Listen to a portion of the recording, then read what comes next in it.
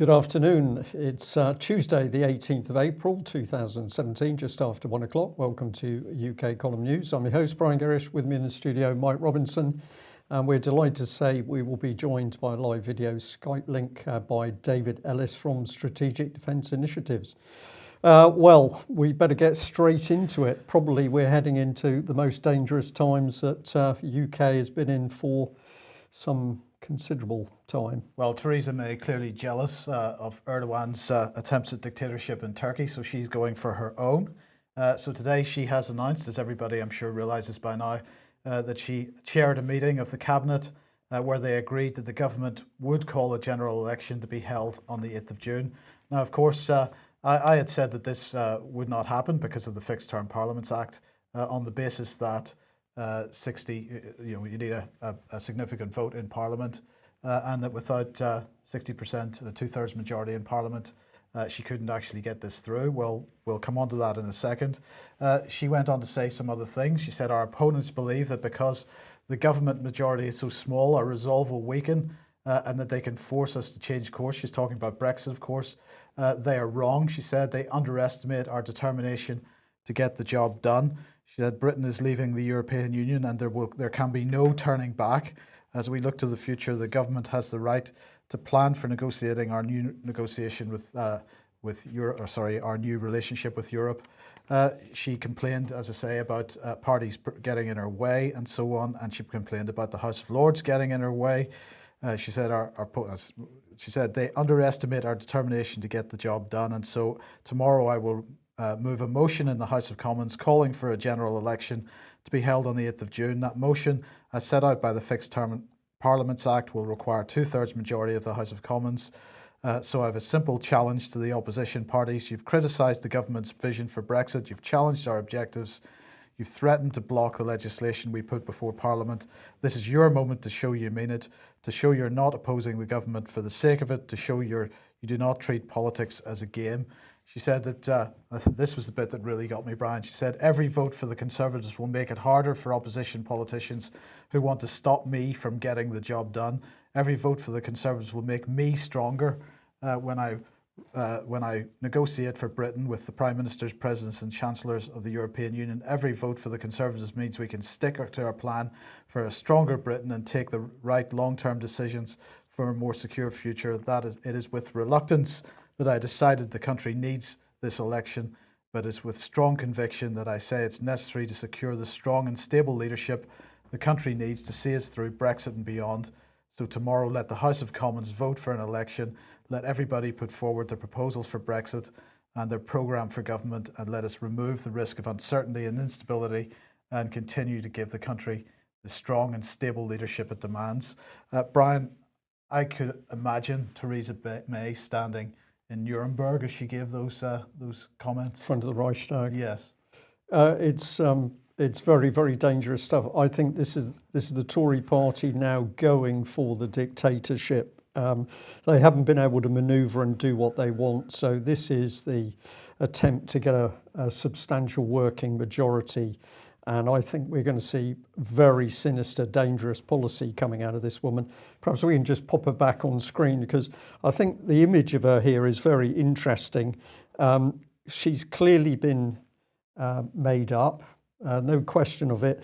I'm picking up on this because I think this is how carefully the Tories are managing. It's not just a question of a politician going and speaking to people and telling them what's what. This is all carefully stage managed. So she's had a page boy haircut, which was a little bit hard. That's been softened. She's got rid of the pearls, so just a simple blue dress. A lot of people saying in the chat box that this is her trying to mimic Margaret Thatcher again. But this is all immensely carefully stage managed. This is the Tories. Heavy in symbology. Heavy in symbology. This is the Tories going flat out for their dictatorship. Well, I'll stop at that point, because if people can't see what's coming here, underneath it, communitarianism, the big society, dictatorship. David, you said that it was very likely she would call a general election because of the desperate situation they're in, the desperation that they're facing. I'm pretty staggered that she expects to get a two-thirds majority, and as we're going to come on to in a second, I'm pretty staggered that the Labour Party seems to be really keen to get involved in this because they must assume that they're going to get slaughtered at the polls. Yeah, quite. It beggars belief, doesn't it? You'd think that they would oppose it politically. So you've got to say, yeah, I mean, fair enough. We sort of strategically forecast right from the sort of start of Brexit that this was going to be the case. But why on earth would the Labour Party go along with it? So, has the party system failed? Has it failed the people? Because this is going, this is absolute crisis management stuff coming out here. They are desperate to get their agenda through, and they're going to use this method of calling a snap general in order to do it. So nationally, we're in more trouble now than what we were to start with, frankly, prior to the Brexit campaign. This is now dire because the stuff that wasn't being resolved in Parliament still isn't being resolved because obviously the MPs are not doing their jobs. Yeah, David, you're spot on with this one because, of course, we haven't left the European Union. That was the big scam. We're embroiled in all of this nonsense with, yes, we're coming out, but we're going to adopt all of the laws. So we've got all of that going out. Now they're heading for, can they get a working majority? That equates to the Tory dictatorship. Or the other thing they can do is create total mayhem in that election and then suggest that perhaps we adopt a working coalition, as of course you see in countries like Holland. But the same people will control parties on whatever side they are. And what's the driving force? Well, the driving force is blackmail of politicians to get them to follow the shadow government's line. And what is that blackmail? It's child abuse. Well, let's look at what Jeremy Corbyn said. He welcomes the Prime Minister's decision to give the British people the chance for a vote for a government that will put the interests of the majority first. Labour will be offering the country an effective alternative to a government that has failed to rebuild the economy, delivering falling living standards and damaging cuts to schools and NHS. And he said in the last couple of weeks, Labour has set out policies that offer a clear and credible choice for the country. But this, David, this is going to be a second referendum. There's no question about that. Completely, yeah. It is exactly that. It's another referendum, another opportunity to perform another political Heimlich manoeuvre on the people. We didn't have the real stuff being debated in Brexit anyway. So are we going to get the real agenda stuff debated now in this general election? As it stands, no, because the same people, regardless of their party, are still there. So, it's almost as if the debate is stifled, it's shut down, and we can't see, the real sort of backbone of MPs standing up and saying the things that need to be said, because it's just not happening. So, under this is a sort of snap, which makes it worse because there's less time to prepare. And get the argument and the debate out there to people. It's just dreadful. It really is, and it's very sad in some respects because obviously we were sort of tipped off to this, quite some time ago, and it isn't as if we haven't seen the sort of leakage from some of the sort of sources in Parliament and the Lords on this coming out in the media. So it's not good, but there isn't. I mean, it doesn't please me to sort of say this, but I did say this previously on the show that there were severe mandate problems in the government currently because of this, and this seems to be the way that they want to resolve them. But it isn't a resolution, not for the people. No, it's not. Definitely not. Absolutely. Well, just to close this bit off, Tim Farron then saying this election is your chance to change the direction of our country. If you want to avoid a disastrous hard Brexit, if you want to keep Britain in the single market, if you want a Britain that is open, tolerant and united, this is your chance. Only the Liberal Democrats can prevent a Conservative majority. Well, I don't think so, certainly not under Tim Farron's limp-wristed leadership. Yeah, but a dangerous man because people do pay attention to him, Mike. And of course, on one hand, he's prepared to help cover up the abuse of children. So what's keeping these politicians in power doing the bidding of who? The banks, the banking cartels. It's the subject of child abuse. So we've got the prospect now of Theresa May locking herself and her Tories into this country, possibly with a substantial working majority. And this is the Prime Minister who was prepared to imprison a child abuse whistleblower, Melanie Shaw.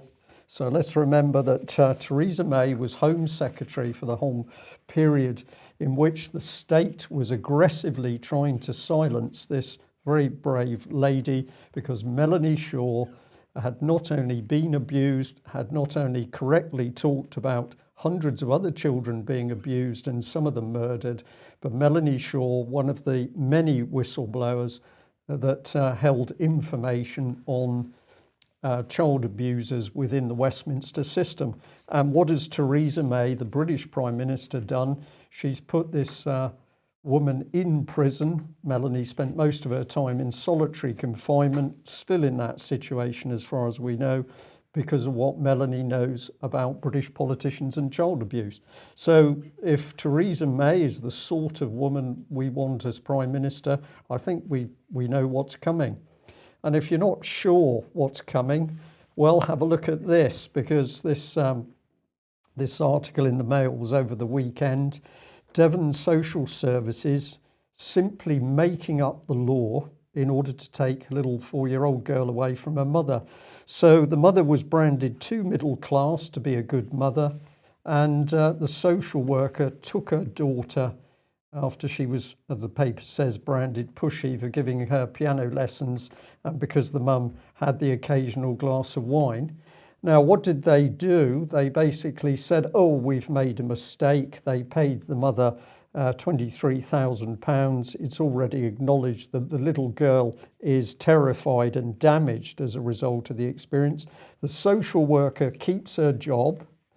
And when I went looking on the internet around the article, what did I find? Devon County Council tweeting out here, if you're considering adoption, we've got children. Well, of course they got children because they're stealing the children with fraudulent action in the courts. But the social worker not sacked, the local authority simply making up the law and stealing people's children. Theresa May as Prime Minister, Devon County Council represents the policy of many other local authorities. This is extremely dangerous stuff. And we'll better bring in Mike Veal, the Wiltshire Chief Constable, because this is the man we've been saying to people, watch this man's video that he has had to make to explain how he has gone about the investigation into former British Prime Minister Edward Heath and child abuse issues. This policeman was put under such pressure, he had to go public with a video to explain what he was doing. Of course, all of this will be swept under the carpet, Mike, for the election. We won't be talking about child abusers in Westminster or Ted Heath. It'll all be the European Union. It'll be supposedly jobs, education and schools. Absolutely. Well, Cressida Dick has formally taken up her post as Metropolitan Police Commissioner. And she was on Radio 4 this morning to talk about her job and where she sees the Metropolitan Police going. Well, it was quite an interesting discussion. So here she is. So they began talking about the Westminster terror attack and the question of whether we, the public, will have to just get used to more armed police on the streets, more ID checks, more physical barriers and so on. And she said, I think there will have to be some changes. People in this country value the fact that they have freedom and that they can walk about and that the police are largely unarmed. And that's something I want to protect in the future, but I'm sure we'll see more physical protection for crowded spaces, and I'm going to be bearing down on both terrorism and knife crime in London. And she used this term, bearing down, bear down, on a number of occasions during this presentation. And if you look at the definition of bear down, it's of a woman in labour. It means of a woman in labour, to exert downwards pressure in order to push the baby out. And I think this is very telling, because we've got to remember that Cressida Dick, an extremely senior common purpose individual, is using particular language in a particular way. And so when she refers to bearing down, she is talking about giving birth to something. And the question is, what is she giving birth to? Big Brother. Well, Big Brother state, Mike. This is communitarianism. Go for it. Absolutely, absolutely. So let's see. They were initially talking about crime in London then, and she said, but if it is the case that gun crime and knife crime is going up, then that's a huge concern to me, and I will mark out my commissionership by trying to bear down on violence in general, and on those two crimes in particular. And what she needs to give is to give the leadership some further leadership in turn. But then Nick Robinson, who was presenting this, said your predecessor Bernard Hogan Howe would not on the way into the job have realised that his commissionership was to many people defined by extraordinarily expensive and in the end unproductive inquiries into historic child abuse on one hand and into the behaviour of the press on the other. Is the lesson that you take away from that: don't get drawn into political priorities? And she said, well, we need to modernise in lots of ways. Dealing with things that become very politicised has always been part of the police, with what the police are doing. It's something I have lots of experience of. I've led many of the investigations which you're talking about, and what a good job she's done at it as well. And she said, as well as many others that have been politically charged, like de Menezes, for example, his assassination, they are difficult, sometimes they're necessary, but as a previous commissioner, Sir Paul Stevenson, said, we would always want to be putting our resources into dealing with the stuff that actually affects people on a daily basis, rather than that sort of thing, referring to the child abuse cases. So she would much prefer to be putting the effort into what she describes as the stuff that affects people on a daily basis.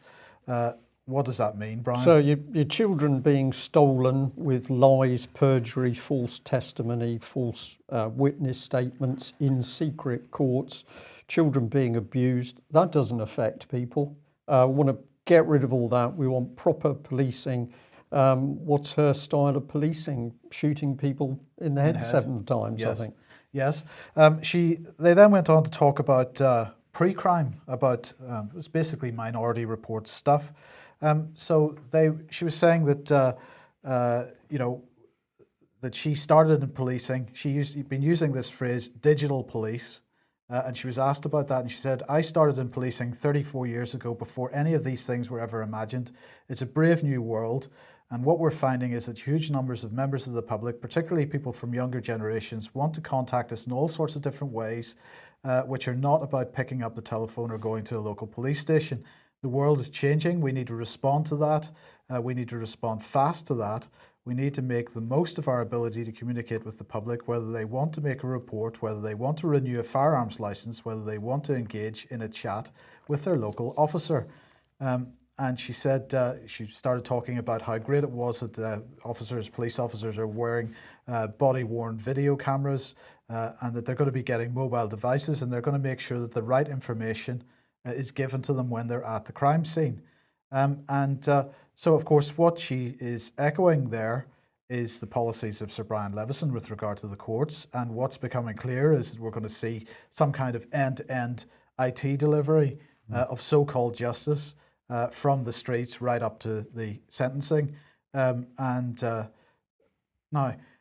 following this discussion with Cressida Dick, because what she said, of course, digital policing, it's only about making sure that you can communicate effectively with your local bobby, and it's about the ability to use an app to report a crime, for example.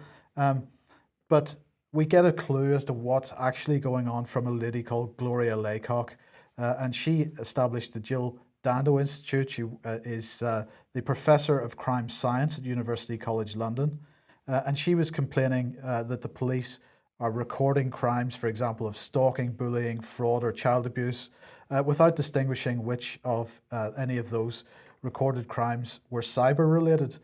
She said the whole crime survey for England and Wales last year had to go through a particularly special exercise to find out that they have 5 million victims of cybercrime, on which the police were largely unsighted. She said there are huge implications for how we collect crime data and how we develop preventive measures. And as I say, what she was talking about here was pre-crime Minority Report. Now here she is, and she made the point that what they're doing in the Met is really exciting. They've come to realise that they need partners. One of the partners that they need are universities. So we've already been approached by the Met to help them with knife crime, for example. We've already built a secure data laboratory accredited by the Met at the university, which any academics in the UK can use to take confidential data so that we can have the names of people involved in these crimes and we can help the police to analyse that data. And she said that the Met and MOPAC, which is the Mayor's Office for Police and Crime, have funded a chair at University College London and that they have created the role of the director for the Centre of Global City Policing. The Radio 4 interviewer said, you know, getting people to recognise that cybercrime is something to go to the police with can be a problem. At the moment, they might go to their bank, but not to the police. And she's responded by saying, one way around that is to get the data from the banks. They have a lot better data than the police have at the moment, and they ought to be sharing it. She said that the Data Protection Act is one of the banes of my life. It's about protecting data and not people. We really need to take a whole different and radical approach to how we share data. And in another video that she's talking about, she was talking about an IT system called ProMap, a predictive mapping tool to predict when crime is going to happen. Right? Thought crime. Well, it ultimately gets to that, doesn't it, Brian? So, but what we're talking about, what Cressida Dick is talking about, is the prediction of crime and particularly the monitoring of people who they believe might be responsible for future crimes and keeping those people monitored.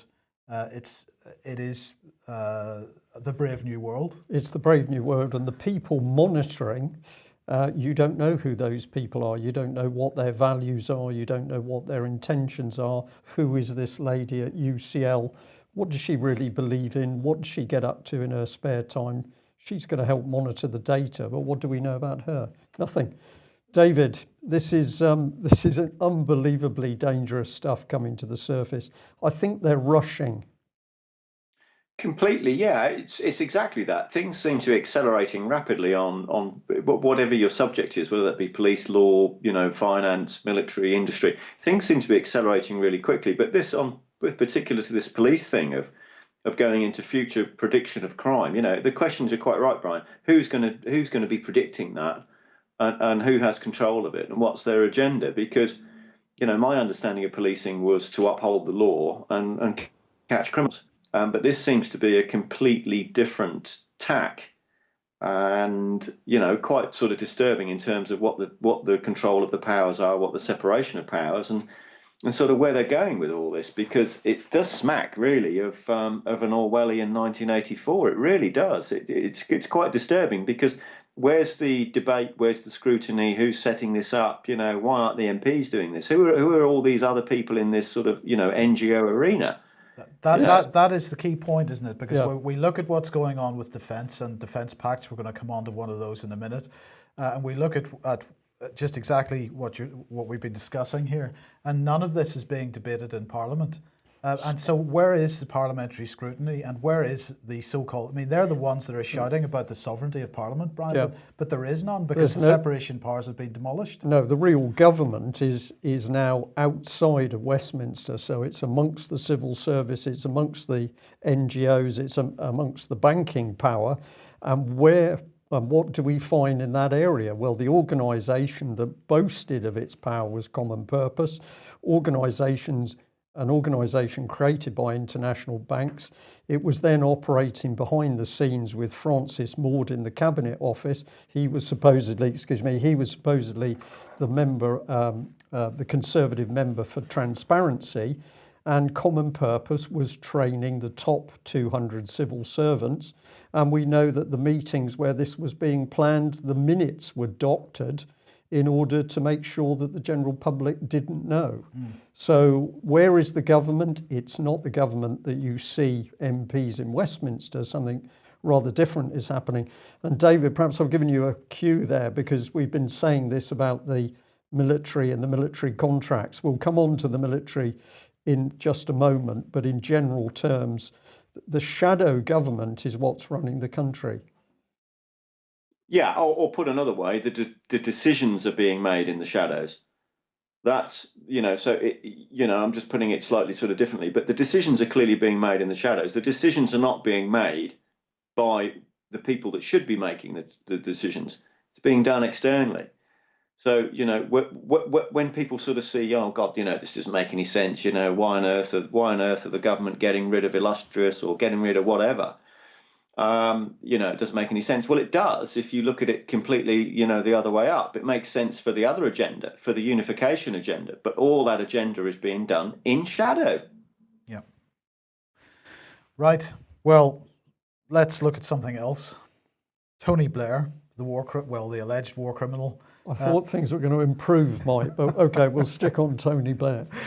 It's okay. He's been immunized apparently because, aggressive war is not a crime under British law, according to Jeremy Wright, the Lord. What is he? He's the. I can't help you on that one on this occasion. Yes, thank you, David. He is the Attorney General. I do apologise. So anyway, there is a court case attempting to get Tony Blair into court for starting the war in Iraq in 2003.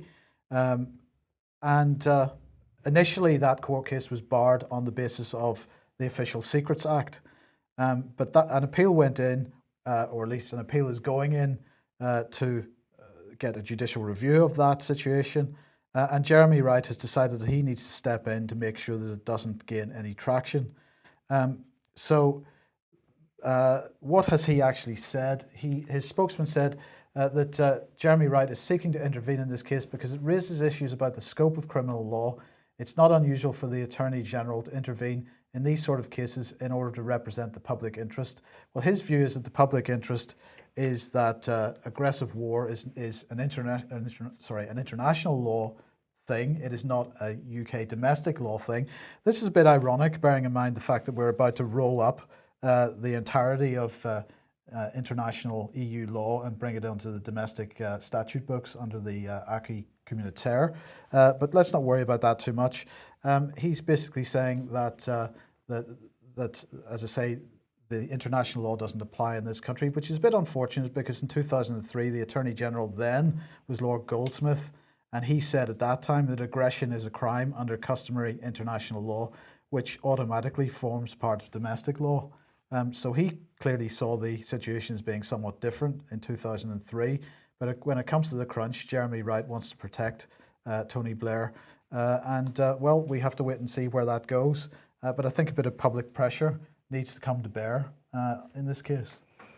I'm not sure, so we better put in allegedly, and I think allegedly this is the same man or one of the government's team that was putting pressure on Chief Constable Mike Veal. So, right. Okay. And of course, we think that the public interest, if the public interest is mentioned, that's us. Well, it isn't really, because that rule is used to protect the government. David, quickly. Yeah, I mean, there's three sort of anecdotal sort of instances here that I can think of that are relevant to this. One direct from a nuclear responsible admiral to me was that both the parties had a shared agreement that they wouldn't object to defence cuts, so they wouldn't pursue each other if they did that.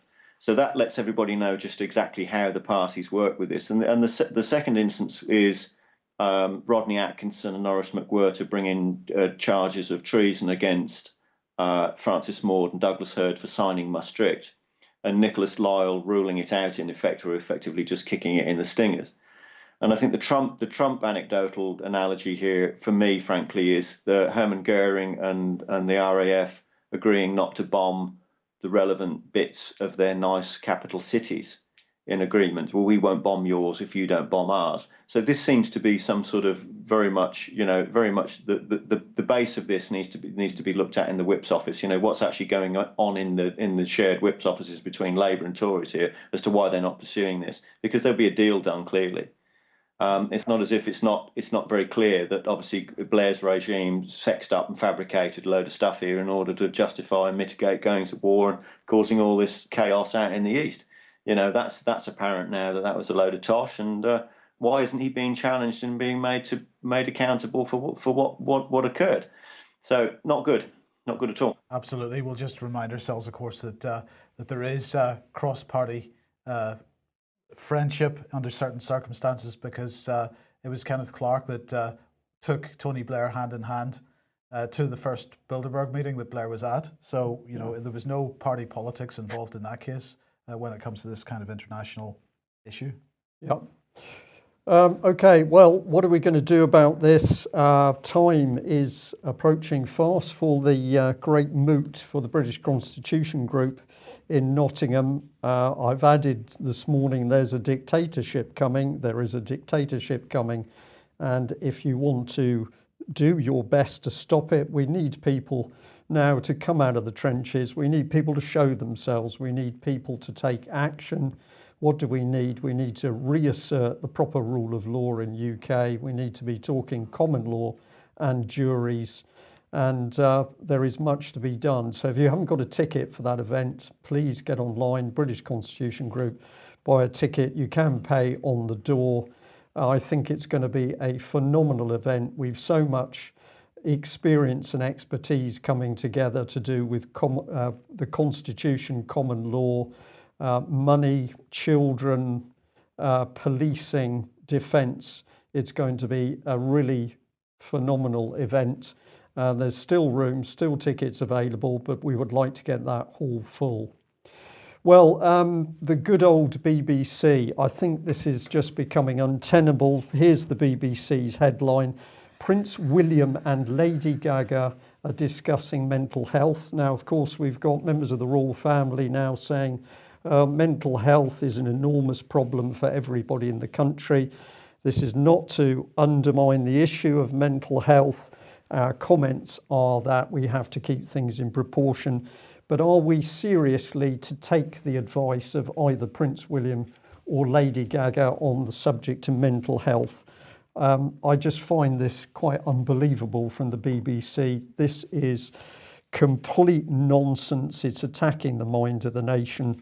And the BBC, I think, needs to be dealt with. Now, what's the other issue for the BBC? Well, mental health and death. And I was very intrigued to see this one. Why so many celebrities have died in 2016? Presumably that was the result of death. But of course, for the BBC, this is entertainment and arts. So we've highlighted that. If you've any doubt as to how the BBC sees death, it's entertainment, and it's great entertainment as long as it's not ordinary people in Iraq or Libya or Yemen or Syria. As long as it's celebrities, then the BBC is going to talk about it. But if it's real death caused by the United Kingdom, then of course the BBC is not going to talk about it. But there we are. The BBC now says that death is part of its entertainment and arts, and the arts will be dark arts, of course. What a disgusting organisation. And we better add this one because they did a bit of work on how many bombs Britain's dropped in 2017. They were quite disappointed because the government doesn't actually say how many it's dropped, and the BBC wasn't going to ask any critical questions. So they took a bit of more MOD propaganda about how many missions they've been, and they were prepared to crow about that. Actually, while I was on the web page, this came up: breaking, Everton ban the Sun after Kevin Mackenzie's article on Ross Barkley and Liverpool sparks anger.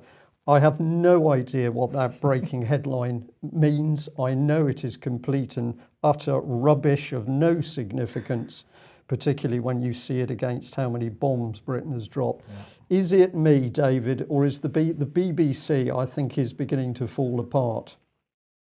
Well, it's not necessarily falling apart, but the general public can see it for what it is. That's the point, is they've gone so far with their agenda, their hidden agenda, that it's now apparent. And, we've got a stitch up because it's overseen by the government and the licence fee.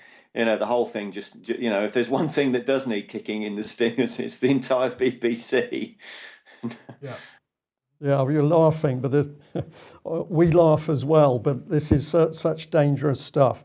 Now, have a look at this one. I'm just going to move through these quickly because we want to get back on the proper subject of defence.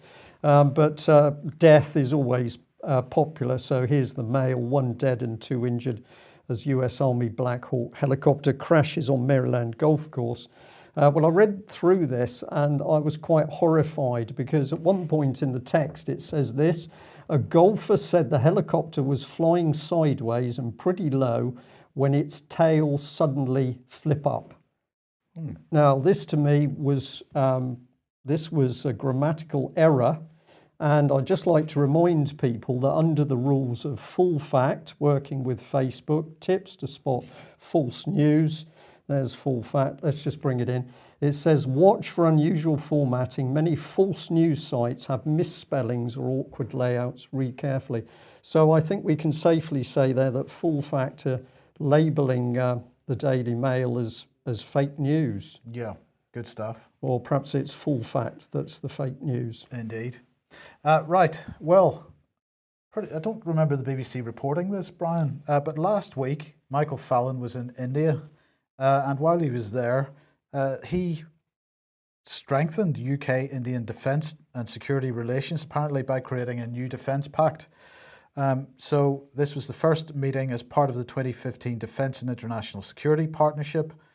It was with his Indian counterpart, Arun Jaitley, and it was at the invitation of the Minister of Defence of India. And so they have created this new defence pact. India and the UK will endeavour to build a range of capability partnerships focusing on various aspects of military effectiveness, such as specialised training interactions and exchange of best practices in the following areas: counter-terrorism, counter-improvised explosive devices, air force training, air total safety, aircraft carriers, maritime safety, shipbuilding and UN peacekeeping. They said that whilst acknowledging the progress being made, the two ministers recognised the potential for further cooperation in defence manufacturing between the UK and Indian companies under the Make in India framework. Minister Jaitley welcomed the UK's interest in manufacturing in India, as evidenced through recent announcements, including the Memorandum of Understanding between Bharat Dynamics Limited and Thales UK on technology transfer opportunities for missile systems and efforts to develop an advanced Hawk jet trainer jointly by BAE Systems and Hindustan Aeronautics Limited. What did Fallon have to say? He said, as Britain steps up globally, we continue to develop our close security partnership with India. Our countries are recognised globally as leaders in defence, and we remain steadfast in our commitment to regional security, growing our defence industries and supporting our mutual interests.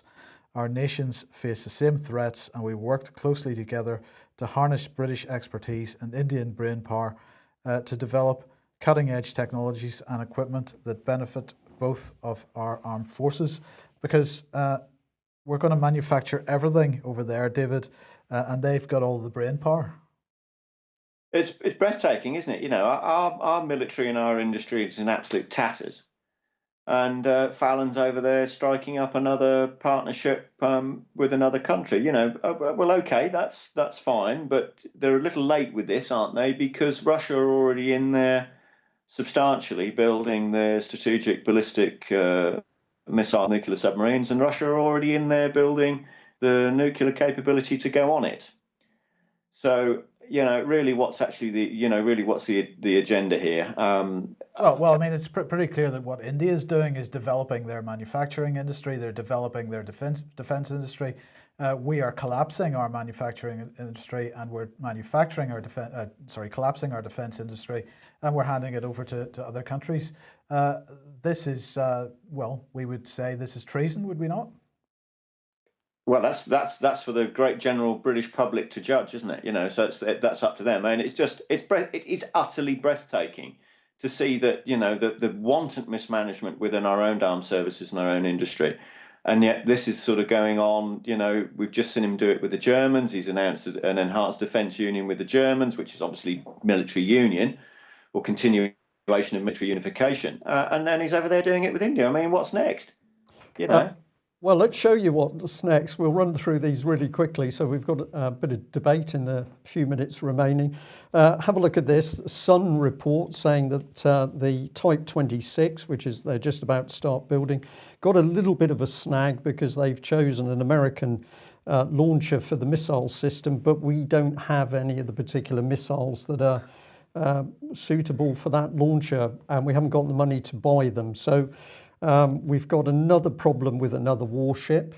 This was Mail report going back last summer, where we got all of the Type 45s in harbour at the same time. They said, oh, well, this is just a question of the leave period, holiday period. But of course, we knew that many of these ships had defects. They didn't have the people to deal with it. So here was the latest and greatest. It didn't work. Many of them severe problems, and they all end up in harbour at the same time. Put this into perspective. So we've got the Type 26 with problems, Type 45 with problems, global warship, everything's global, Mike. Yep. Warships used to sail the world, but they're global warships now. Well, here's a global warship from 1545. Bit unfortunate because this one sank on launch. But today we've got a fleet of 19 frigates. Back in 1545, 1600, we had a fleet of 39 frigates, so that was looking pretty good. And also we have to tell you that the Tudor warships were able to operate globally and indeed in warm water. Excellent. Remarkable, isn't it? Yeah. So where are we going? Well, we've talked about Miss Baldwin, so Minister of Procurement. She said there's nothing wrong with those Type 45s. They get towed into harbour regularly, standard procedure, because they break down, warm water. And can't let you read the letter today, but freeze it on screen and you can see it all here. And what we said is Tory MP Gary Streeter didn't want to talk about this. Then we discovered that she's given, or the government has given, 178 billion pounds worth of development, which includes Tide class tankers. They are going to be built, well, are being built with a fraudulent South Korean company, which is going to get the cash and the jobs. You can find that article online if you have a look at it. And what have we got here? Navy battling to save 500 million. And what are they going to do? They're going to start cutting things. And some of the options include cutting the Royal Marines. Well, was that true? It's the Times, so it must be true, I believe, is the way it works. And so here we are. Mod announces the plan to cut the Royal Marines Specialist Fighting Unit 42 Commando. And what are they going to create? More rubber boats to protect the British coast against terrorists. This is remarkable, isn't it? We can't arm the warships, but we can build rubber boats. And we're now going to have these commandos to defend us against terrorist attack. I say it repeatedly because I don't know how else to explain it. It's Alice in Wonderland. This is the deliberate breakdown of Britain. David, where are these senior officers and why aren't they speaking out? Well, that's a really good question, Brian. Yeah, it really is, and we need them to speak out. And if they don't, I think what's going to have to happen here is all the NCOs are going to have to do it. It's that heart of oak of our nation are going to have to speak out. It's all the sergeants, corporals, lance corporals. They are going to have to do it, and they're the ones that would have carried you through the battle. And it just, Harriet Baldwin wants to be minister of not procuring anything really, or destroying our own procurement. I mean, it's just a joke. But what we desperately need is those Royal Marines to wake up and look at what's going on, and they're the key to all of this. They're going to be the key to this within our forthcoming general election. And this is the debate that we now need to have. Is this really what we're talking about? We've got sort of people going out in ribs and using harsh language and machine guns around our waters. These people have been in some sort of hat factory in Atherstone and they've had too much cyanide. It's as simple as that. I think it would have been mercury in a hat factory, but yes, I know where you're coming from. Well, let's end with this one then, because apparently 30 UK troops have left the UK for Southern Europe. This is a team of 30 troops to go to NATO's Kosovo force, helping to maintain safety, security and freedom of movement, apparently. This is a year-long deployment which will bolster the mission's capability following a request from NATO to further support KFOR by allies.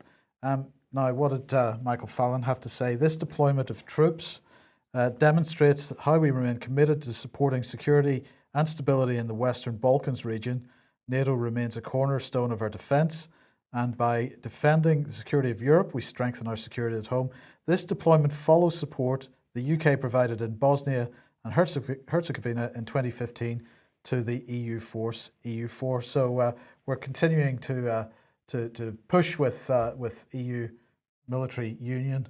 And David, just as a final comment, what seems to be going on is that the same type of model that we seem to be seeing with so-called global trade out of the UK is going to be applied to defence, where we have this big blob of the European Union in the centre, or at least just to the right of us, but the UK forming defence pacts with all and sundry with a view to creating this massive mesh with the EU at the centre. Correct. Yeah, this is the first time Fallon has used EU4. So this is the first reference we've had. You know, what he's just said there basically is, if you join up the previous statement that we mentioned before about that the MOD made on a deep and special partnership with the EU, what that actually means is continuation of EU military unification and forming the full EU union, which they've agreed. And I've asked the question, has this been done by royal prerogative? I don't seem to be able to get any answers out of anyone on this. It seems to be absolutely everyone's got the hatches battened down, doesn't want to talk about it for fear of what the British public will say. So this is the first time Fallon has used that reference, EU4. So what that means is that is full EU military union, and Her Majesty's Armed Services are in it, and they've been taken in with no debate, no scrutiny, what this means. So this isn't EU army. Stop, everyone park that one up. It's not EU army. This is full military union, and they've even got a word for it, EU4, and that's the first time that we've seen it. So this is it now. It's out, cat's out the bag, and everybody needs to wake up very, very quickly. So if we take today's programme as all together, Brian, we've got a dictatorship forming with Theresa May's new majority that she's aiming for. We've got European military union, and we've got stuff being done apparently by royal prerogative without the consent of Parliament. And it's just a hugely dangerous picture. It's very dangerous. The only bit I'd add to that is that the dictatorship is already formed, but at the moment it's still just under the surface. What they're trying to get is the legitimacy now to bring it out into the open to then let the thing run. If we end on some good news, I think this policy is being rushed through because of the speed at which people are beginning to understand the picture and are speaking out about it. So don't end today's news feeling in the dumps. This time had to come. This is the tsunami, the political tsunami that's coming through. It had to happen. It's how we, the public, react to it now. So you've got to speak up, you've got to wake people up. And that may be shaking some people awake. David, thank you very much for joining us. That's the end of today's news. We will be back at the same time tomorrow. Bye-bye. Bye-bye.